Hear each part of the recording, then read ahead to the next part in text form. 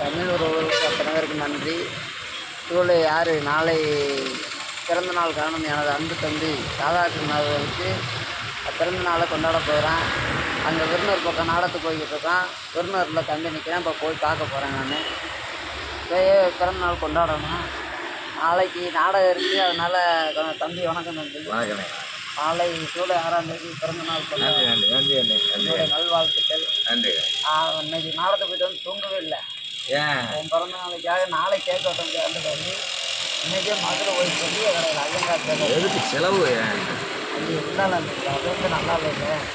15 கிலோவில் ஒரே கேக்கு ஒரே கேக்கு 15 கிலோவில் ஏன் ஒன்ட்டேன். பிறந்த நாள் என்பது மகிழ்ச்சியில் ஒரு முட்டாய் கொடுத்தாலும் போதும். பெரிய கேட்க போனே தூக்க முடியாது.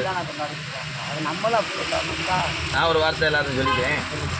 உலகத்தில் உள்ள அத்தனை தமிழ் உறவுகளும் என்னுடைய பிறந்த நாளுக்கு வாழ்த்துக்கள் தெரிவிச்சிருக்கீங்க. ஃபோனும் எடுக்க முடியும்னு யாரும் வருத்தப்பட வேணாம்.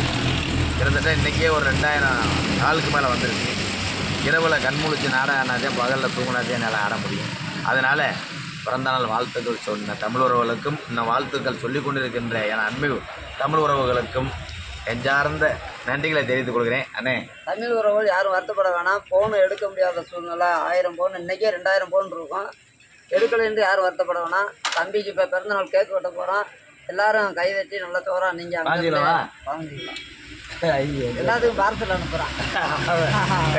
இப்போ கேக் ஓப்பன் பண்ண போகிறேன். எல்லோரும் பார்த்துக்கங்க. ஏன்னே அந்த காசை போட்டு நீ அதே உன்ட்ட பாசத்துக்கு உங்ககிட்ட என்னண்ணே அது அங்கே போய் வாங்கிட்டு வந்து கேக்கு இந்த கேக்கு வாங்க மதுரை ஊரா ஒரு நாள் ஃபுல்லாக அலைஞ்சேன். ஐயோ காலையிலேருந்து தூங்கவே இல்லை. வெட்டி ஏய் இது யாரும் டீ கடைக்கு வாங்கி சாப்பிட வந்து வயிறு செல்லுன்னு வச்சுட்டு போன மாதிரி இருக்கிறா. கேட்காரா இதுதான் கேட்க அப்புறம்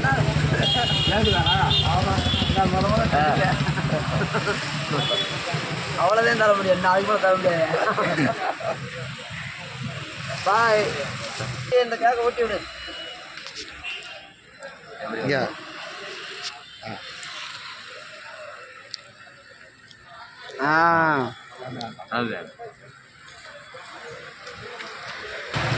ஆனால் அண்ணே மருதமணி அண்ணே இந்த அளவுக்கு பகல் ஃபுல்லாக தூங்காமல் அந்த கேக்கை வாங்கிட்டு வந்து வெட்டினது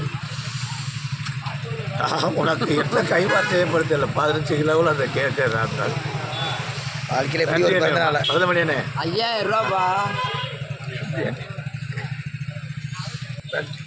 15 கிலோ